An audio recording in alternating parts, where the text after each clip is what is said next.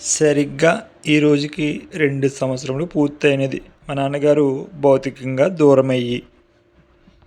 అయితే నాకు మాత్రం మా నాన్నగారు ఇంకా బ్రతికే ఉండాలని ఉంది. అది అసాధ్యం, కానీ మా నాన్నగారి పేరును బ్రతికించవచ్చని ఉద్దేశంతో థ్యాంక్స్ టు బయ్య నరసింహమూర్తి గారు అనే సర్వీస్ను ప్రారంభించాను. దాని ద్వారా కొంతమందికి నగదు లేదా ఇతర ఏమైనా అవసరాలు తగ్గట్టుగా పంపిణీ చేయడం మొదలుపెట్టాను. అయితే నేను చేస్తుంది సహాయం లేదా సేవ అని నేను చెప్పను. ఎందుకంటే నిజంగా సేవ లేదా సహాయం చేసిన వారు ఎవరికి చెప్పరు. అప్పుడు దాని అర్థం సేవ మరియు సహాయం అవుతుంది. మరి నేను చేసేది మా నాన్నగారి పేరును బ్రతికించడం కోసం మాత్రమే చేస్తున్నాను.